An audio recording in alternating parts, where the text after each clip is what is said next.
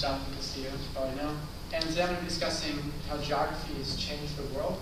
What we mean by geography is not just the physical ground, but like people, places, environments, like culture, and the way people act and think can also qualify as geography. I'm going to be looking at this specifically in a sort of political military context, specifically with certain campaigns in the past have gone wrong because people failed to take geography into account. And we'll discuss certain examples of that and maybe find a real-world application today, because as you know, we're involved in certain military campaigns in this country at least that are taking place very far away, and in the past that was a prohibitive restriction, and to some extent it still is today. So I'm presenting this scenario. It's from a book called Don't Know Much About History. It's based on American history by Ken C. Davis, and the scenario is the world's most powerful nation is caught up in a war against a small guerrilla army. This superpower must resupply its troops from thousands of miles away, a costly endeavor, and support for the war at home is tentative, dividing the nation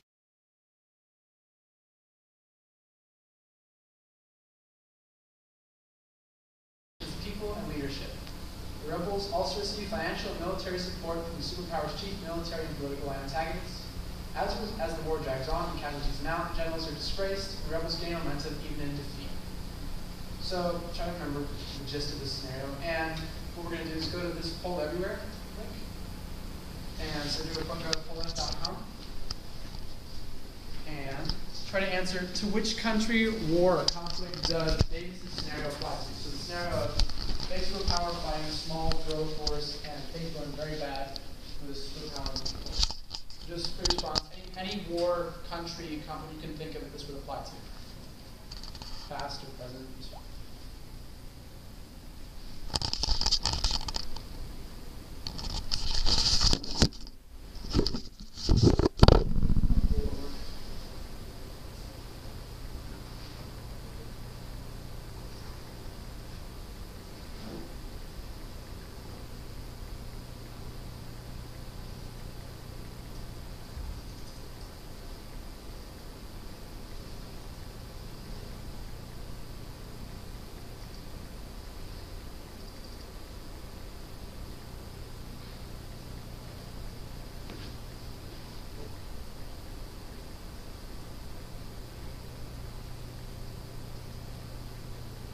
So has everybody been able to submit it, or just coming slow?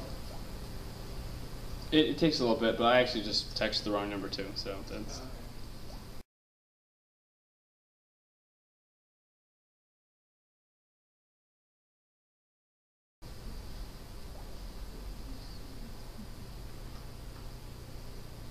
So who put the War of Independence? Green, like America's War? Yeah. Okay. Well, I was also kind of thinking about like Che Guevara, like all that stuff, the guerrilla army. Yeah. But I can't remember what that was called. So That was. I think you're thinking of Cuba's revolution. Yeah. Yeah. Che and Castro, they went to the mountains, and of course Batista said nobody can survive in those mountains. right. Of course they That's survived what in I those thought mountains. of, but I didn't know what the war was called. That applies. So that was the Cuban Revolution. Okay. Okay, so let's give this like a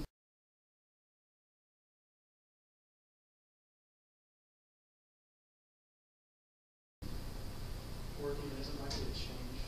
It takes about a minute when you do open text for it to update. It's a little bit slow.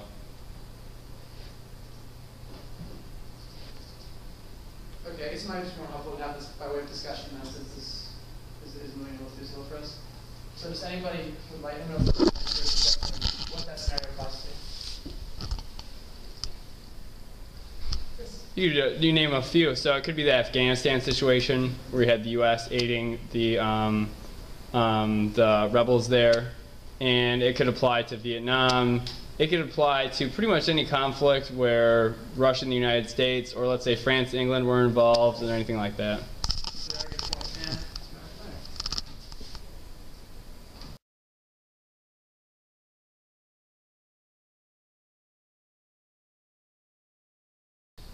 And then this picture up here. This is Sparta down here. This is the Battle of Thermopylae. This line here, this was where the coast was at the time of the battle. So this is the only area where troops could be massed. So can you think of any problem a large body of troops would run into in this situation? Yes? They have to get closer together. Exactly. The Persians were sending in 10,000 men at a time. Over the 2 days, they sent in 10,000 men each day. Of course, they lost both days. But can you imagine 10,000 people fitting between here and here? It's pretty impossible. I mean, you think Charlington Plaza is crowded during passing period. That's not. And then here we have the Battle of Marathon. The Greeks are here and the Persians are here. You see these two little natural boundaries, two little rivers here. And the Persians had nearly 20,000 troops here. And this, from here to here, is less than a mile. So again, they have the problem of large troops in confined space.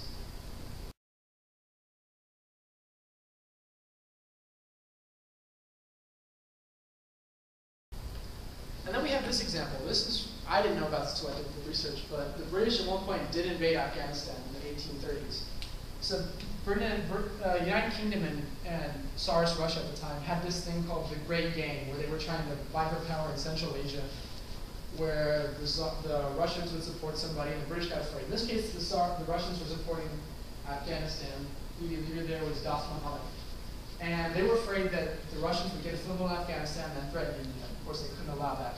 So the British sent in 20,000 troops, and twice as many followers, like army staff, family, and general hangers-on that would make money following the army around. So there's a lot of people going into Afghanistan, which is a very mountainous and rugged region, so it's hard to move around. And they were successful initially. So sounds a similar story, which we're going to see later. They captured some key cities. They got rid of the guy they were trying to get rid of. He fled the country, and they installed their own sympathetic ruler, Sujashan Jalani. I'm not sure. I'm probably not pronouncing it right. And the campaign was so successful that they sent a bunch of troops going back to India. And then it wasn't successful. The ruler they installed was very unpopular. The locals resented the British occupation and wanted them gone. And then the guerrilla war started, and the tribal chiefs got in on the guerrilla war because the British stopped buying them off. And then the British general, William Elphinstone, was an idiot. He was a replacement for the previous general, and he was just bad at his job. So in 1841, things started to go bad. There's an ambassador killed in Kabul, no retaliation. Supply force the British using is captured, no retaliation. And then finally, when Elphinstone finally does act, he acts by selling their guns and their gunpowder and their cannon to the tribal chiefs so that they won't attack them as they leave the country.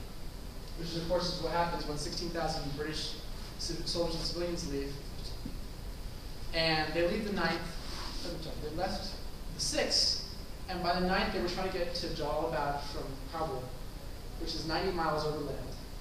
And when they get to the mountains, they were all massacred, which is really bad. And only one man survived, which is this assistant surgeon, William Bryant. So again, geography was a big consideration, especially in Afghanistan, which is mountainous terrain, and nobody was paying attention apparently. Because about 100 years later, there's internal problems in Afghanistan, which was sympathetic to the Soviet Union. And the Mujahideen and the Taliban decided to start a rebellion because they didn't like the government. So the Afghan government got the Soviet Union to help them out. The United States started helping out the Taliban, the Mujahideen, which came back to bite us later on.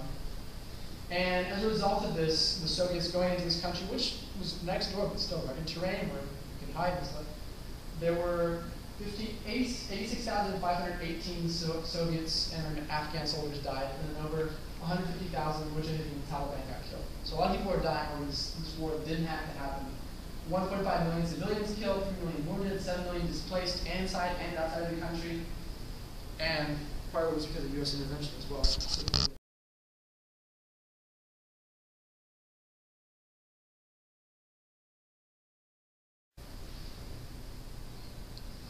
So that was my spiel. If anybody had anything, so what do you think we can learn from this?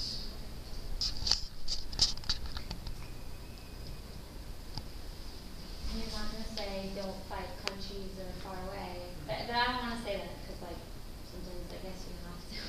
But I don't know, policymakers have to. Take geography into account. Yeah. And think about like not just the map, the makeup of like the geography, like the physical geography. What about the people in these countries? Like how do you think they respond to having? Like think about how would you feel if Canada had an army in Florida that was policing us? I'm not playing hockey, so it's just not going to happen. Exactly. So it would be an unpleasant experience to say the least, right?